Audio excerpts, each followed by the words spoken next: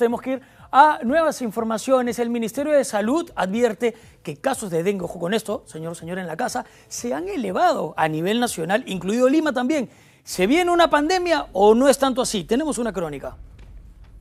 Más de 62.700 casos de dengue confirmados a nivel nacional. Las lluvias y las altas temperaturas serían la principal causa. Llevamos más de 560 distritos que están reportando casos. Segundo es el cambio de clima. Eso que favorece a que el vector se reproduzca con mucho más rapidez.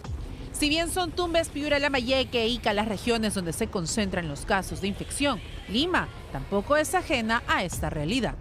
Personas infectadas con el virus vengan a la ciudad de Lima y como existe el vector en casi todos los distritos de Lima, entonces se pueden presentar brotes en cualquier distrito.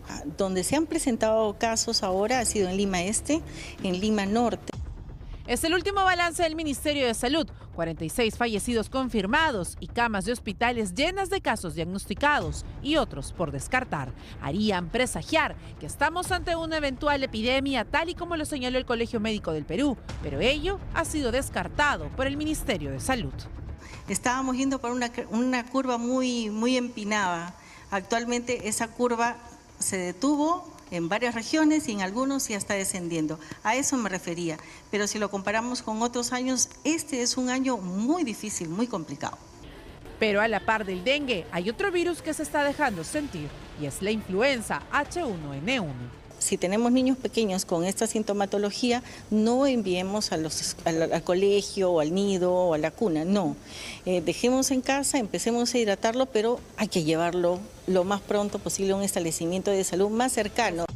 A la par, la viceministra de Salud Pública señaló que hay que cumplir con las vacunas contra la influenza ya habilitadas en los centros de vacunación, así como contra la COVID-19, ya que los infectados por el mortal virus no han desaparecido ni desaparecerán, pues es un mal que ha llegado para quedarse.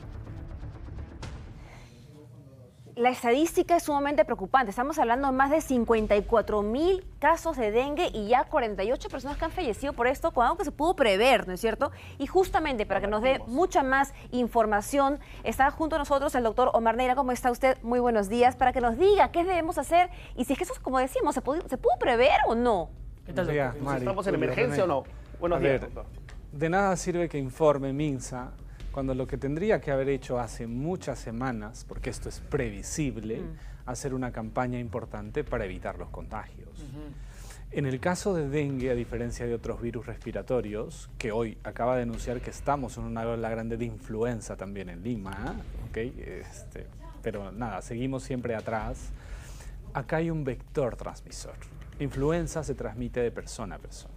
En caso de dengue, no. La transmisión es a través de un zancudo. Julio se contagia, le pica el zancudo, ese zancudo le pica a René y así se transmite. Lo que hay que hacer es cortar el zancudo. Pareciera elemental, ciertamente es complejo, pero acá funcionan diversas cosas que la comunidad, las autoridades y todos podemos trabajar. Claro, pero entonces ya estamos tarde. Pero a ver, tienes casi 50 muertos. No, claro. Porque nadie olvida eso. Esto va a seguir incrementándose la gravedad, la mortandad. El dengue desde diciembre hemos venido advirtiendo que posiblemente tengamos un brote, la temporada lo merita así. ¿Qué hacer? A ver, ¿Qué hacemos en la casa? ¿Qué hacemos, doctor? O sea, ya tenemos el problema, ya no se han tomado las medidas que se debieron de precaución, de prevención, pero ahorita en la casa, ¿qué podemos hacer para que no nos afecte este tema? Hay circunstancias y circunstancias. A los que más le aquejan es siempre a los que menos tienen. Los que menos tienen no tienen agua potable. Por lo tanto, acumulan agua limpia en recipientes. ¿Qué es lo que tienen que hacer ellos? Ellos tienen que tener los recipientes siempre cerrados y o sellados. Porque ojo, el zancudo va al agua limpia, no al agua emposada, ¿no? Es particularmente la Aedes aegypti que transmite dengue, se reproduce y las larvas están en agua limpia. Omar, y es donde hay que hacer un hincapié en esto, porque mucha gente, tú lo decías, los que menos tienen, ahí arriba en las zonas más altas, no solamente de Lima, de nuestro país, en las ollas comunes, en los lugares en donde no llega el agua y los tienen, llega una cisterna y ponen en unos baldes grandes. taparlos, entonces, cubrirlos, nunca dejarlos expuestos. Eso es fundamental, pero eso es útil también para todos los que tenemos posibilidades de agua potable, porque si tenemos algún recipiente, algún objeto que acumule agua, ahí se van a acumular las larvas. ¿Por qué?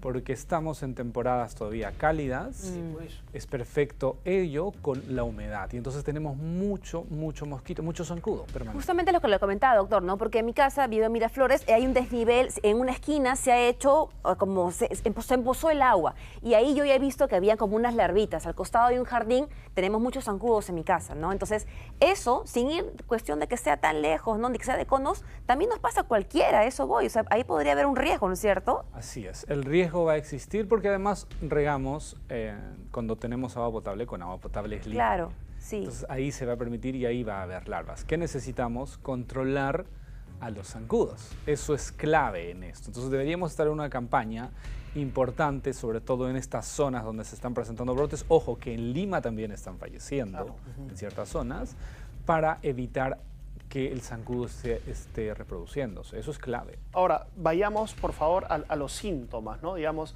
porque estamos hablando a nivel macro, vamos a lo micro. ¿Cómo detectar si una persona está con dengue? ¿Cuáles son los síntomas para que uno reaccione? Hay que diferenciar dos tipos de síntomas, los leves y los graves. Sobre los leves, la fiebre, que en este momento suele superponerse con los respiratorios, dolor muscular, en algunos casos vómitos, pero esas son las características importantes del dengue leve que se va a presentar. Entonces, ¿qué es condicional ahí? Si yo he tenido una picadura zancudo en los días previos, es que... O sea, una roncha. Sí, podría ser. O sea, el zancudo es evidente que uno se da cuenta cuando le picó claro. y desarrolla estos síntomas. Y de ahí hace el diferencial con los respiratorios que ya va con dolor. El dolor de garganta también puede presentarse en dengue. Se puede confundir con COVID, con influenza. Definitivamente. Entonces, esto del contagio previo, digamos de haber tenido la experiencia de una picadura, te puede llevar a que pueda ser dengue. Y sobre todo, hoy MINSA debería informar y decir dónde está la particularmente zona. ¿a qué población ataca y cuál es la más vulnerable? En general ataca a toda la población, pero la vulnerable son los pequeños y gestantes. Pero acá te hablaba de del segundo tipo de síntomas que son los graves, que se presenta con el dengue hemorrágico. A ver, de 4 personas contagiadas, una hace síntomas leves. Una de 4, el 25%. Pero el grave hacen una de 20. ¿Y quiénes suelen hacer las graves? Posiblemente, y acá hay que comprender y que no se confunda, COVID nos trajo muchas cosas que confunden a la población. En caso de dengue, pareciera ser que las personas previamente contagiadas con dengue y se vuelven a contagiar, son las que desarrollan el hemorrágico. Una en 20 ojos. ¿Sí? O sea, no se desarrolla inmunidad. A ver, es lo que quiero explicar. Sí hay un desarrollo de inmunidad, pero es diferente al tema de COVID-19, por ejemplo, al tema de influenza, porque existen otro tipo de cepas en dengue y te picas con la cepa B o C. Y esa de ahí te hace más posibilidades de desarrollar el hemorrágico. Y ese sí te lleva a la muerte. ¿Cómo es ese dengue hemorrágico? ¿Otras características? O sea... Empieza a haber un sangrado interno, narices. Wow. Entonces, ahí, a través del laboratorio, hay un recuento plaquetario que en el hospital empiezan a identificar. Pero claro, cuando llegas a dengue hemorrágico es que ya tienes síntomas importantes. Omar, y a ver, yo recuerdo, y tú lo has dicho, que desde diciembre se viene alertando. Nosotros aquí en el Matinal te hemos entrevistado. Hemos hablado de este tema. Claro. Tú has estado acá hablando del dengue, dando de alguna manera esta alerta. Y qué raro, de verdad, que MINSA no se haya puesto las pilas como debe ponerse en políticas públicas para prevenir lo que estamos viendo. O sea, ya los muertos que hay, no los fallecidos en paz descansen, hermanos peruanos. ¿Qué pasa con, y tú lo has dicho, la gente más vulnerable, la gente que menos tiene, que padecen de este dengue? Una vez que, por ejemplo, el hijito, la hijita, tiene una roncha, presenta algo, pero no hay ni siquiera una posta médica cerca, ¿qué hacer en ese momento? ¿Cómo se puede, de alguna manera, pues, sobrellevar esto, ¿no? Mejorarlo. O sea, ¿O no hay? A ver, Julio, es que me es difícil después de todo este tiempo volver a hablar sobre lo mismo. El primer nivel de atención sigue sin funcionar adecuadamente. Tuvimos 3 años de pandemia donde teníamos los recursos, toda la, digamos, toda la logística y nadie se iba a poner para invertir en primer nivel de atención. Perú recibió un crédito de $300 millones para redes integradas, que tiene que ver con primer nivel de atención y fortalecer todo eso el 2018. ¿Te refieres a las postas y a las emergencias? Así es, porque eso es clave, no como que acabo de ver alguna publicación hace unos minutos de MINSA que dice que cuando tengas un problema respiratorio acude a emergencia hospital. No, debemos ir a las postas y los centros de salud, pero claro, Julio, si no los tienes, terminas colapsando el sistema hospitalario. Claro, las emergencias ya sabemos cómo están. Anteayer pasamos una nota de que en Trujillo no dejaban entrar a una paciente que tenía cáncer, le habían cerrado la reja. Entonces, imagínate llevar a alguien por un problema respiratorio. Necesitamos que no sea grave y por eso el primer nivel de atención es clave para todas estas enfermedades de infecto contagiosas. Entonces, ¿qué pedirle? Pues nada, que se pongan a chambear, que fortalezcan el primer nivel de atención, públicos y privados, para llegar ahí, porque el dengue no tiene un tratamiento específico, solo se manejan los síntomas.